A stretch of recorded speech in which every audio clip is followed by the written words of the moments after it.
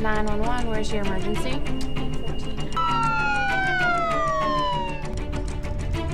Center County 3256. Affirmative, there's an active bench warrant for the subject. The Sheriff's Department does want you.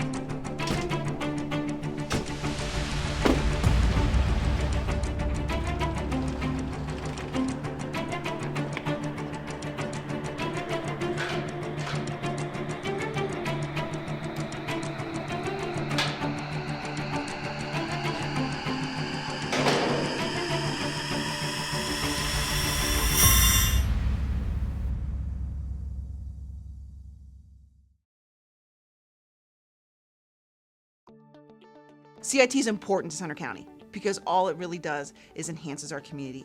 It's beneficial to have all members involved in a call involved with crisis intervention training, from the dispatcher to the police officer to the canned help worker to the hospital, and eventually to the staff at the prison if it would lead to that point. Center County MHMR, now Center County MHID, the police departments, and I also believe CJAB came together as a collaborative entity to say that we wanted to bring CIT to Center County. CIT training is designed specifically for police officers and for those who are first responders.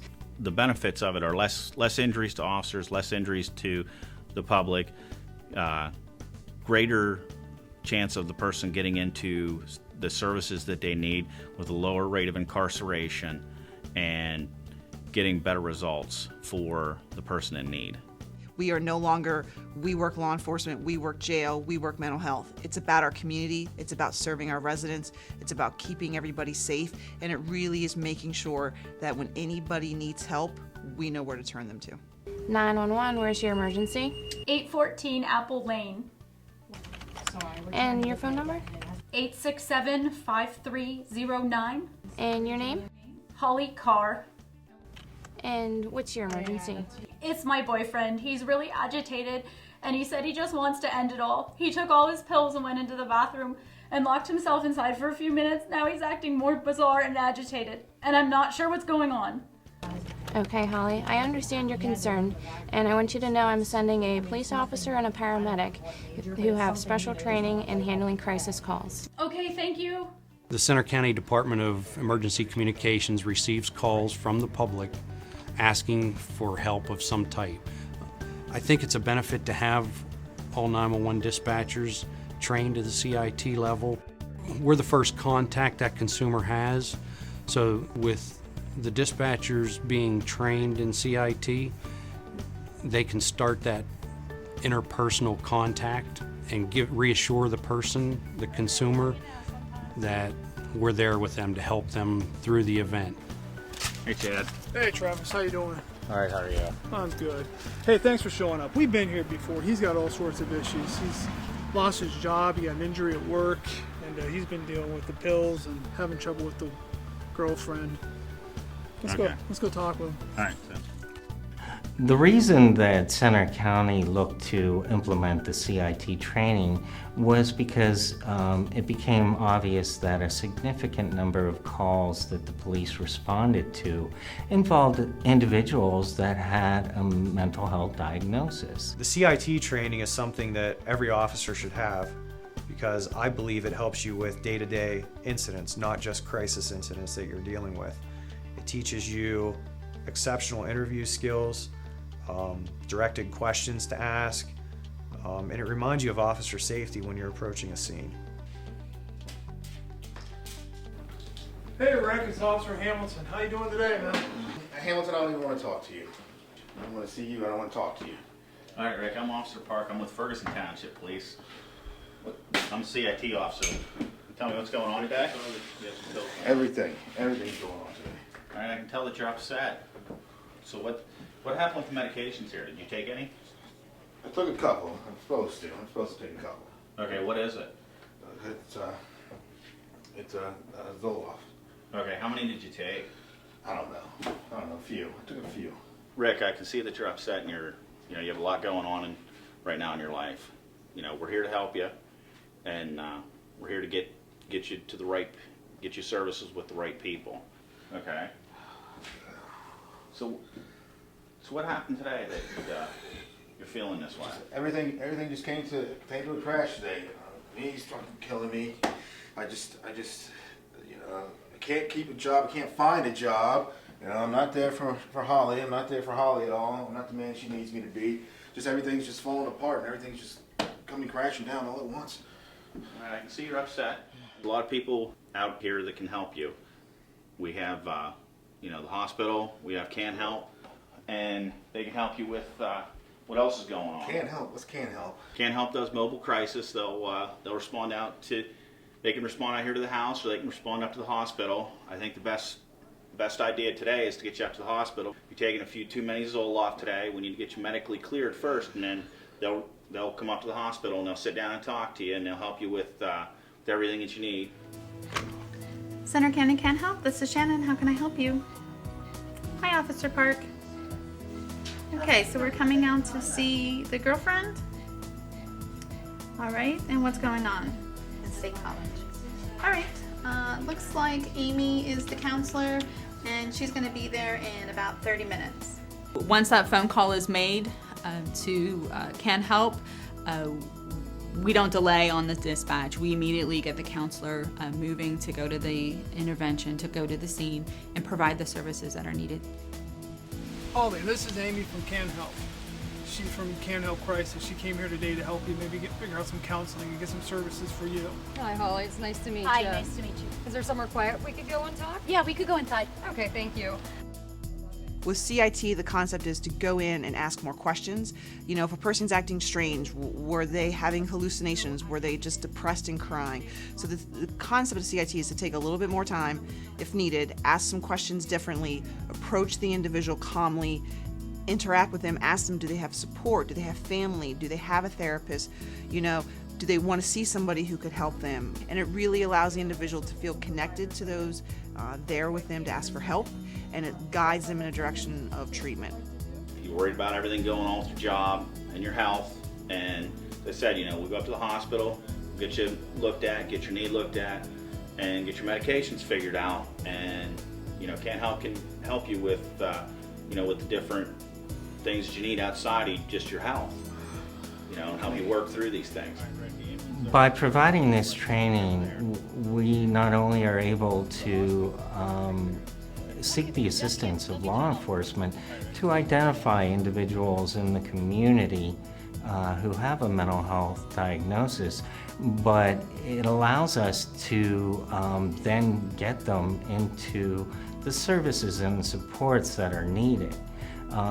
Historically, these individuals would end up in the criminal justice system where they would have minimal access to mental health services, whereas if they remain in the community, there's a greater array of services and greater funding available to provide those services and supports.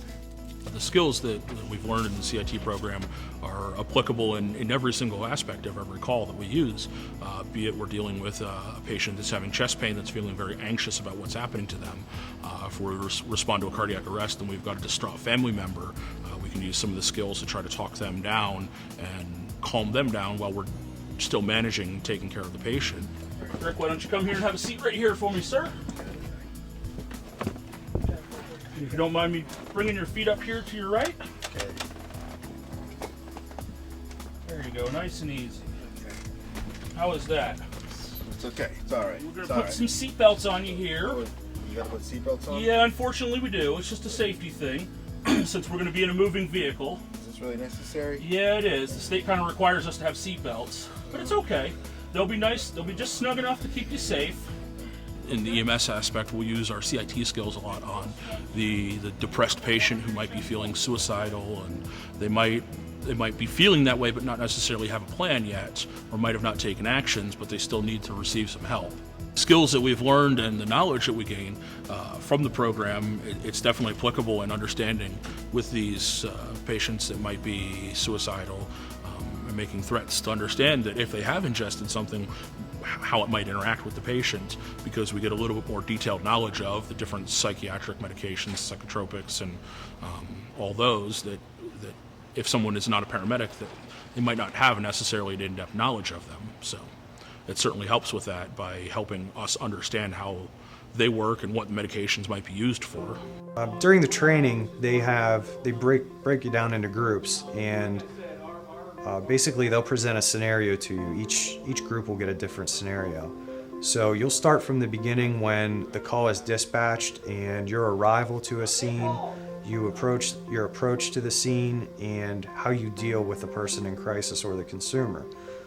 Some of those scenarios we've actually used from incidents that have occurred here within Center County. The idea behind CIT is you can use it at any point. We have officers who've used it during a car accident, and the people don't have a mental illness, but they're very upset about what happened.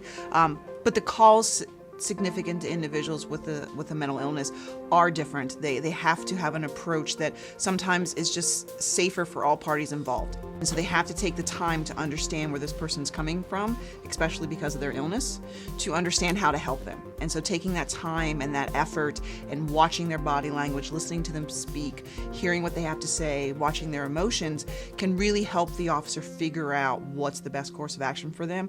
That not always equates to going to the hospital or going to jail, but maybe getting someone to come to them and help that individual on site. 55% of the calls that the police officers respond to as a result of the training are able to be resolved on the scene.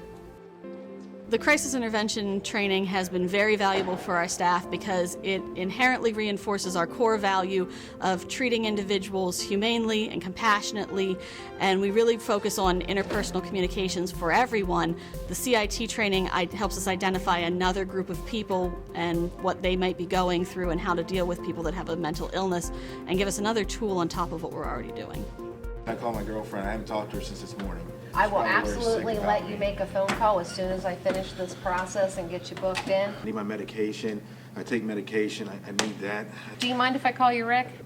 No, that's fine. Just Okay. go right ahead. Go right ahead. Yeah, All that's right, fine. Rick, I'm going to get you into the system. We'll get you a phone call. We have medical staff available. They're going to also ask you. Whenever individuals come into a correctional setting like this, especially if it's their first time encountering this kind of situation, you're now confined where you've never been before.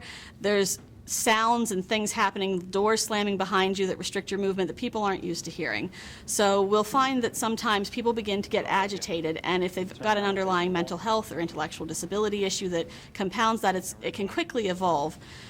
The CIT officer can use their skills that they've learned to take that situation and help the individual feel more at ease. It gives them someone to talk to listen to as an outlet to help them cope with what's going on around them. For many, it's a new experience that's causing a lot of that anxiety.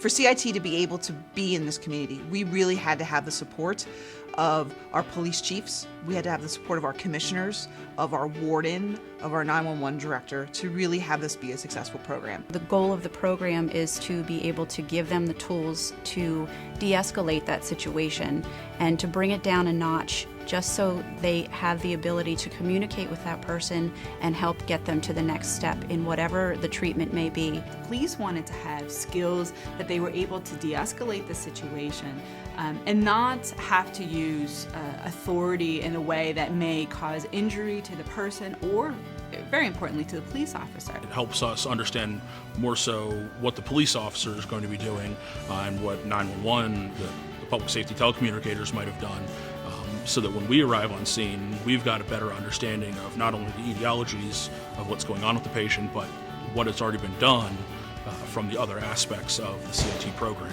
Anytime that things can be resolved peacefully with a compliant person is always a better resolution. Not only are individuals diverted from the criminal justice system, but also because these first responders have the skill set to now do some initial de-escalation, some of the individuals are actually diverted from hospital placements too. Whenever we initially respond to a call, we don't stop and think about the CIT training that we've had. It's already ingrained in us. It's better to educate ourselves, to know what's out there, to know how to help somebody, to better understand somebody. For then we all walk away a better community when we do that.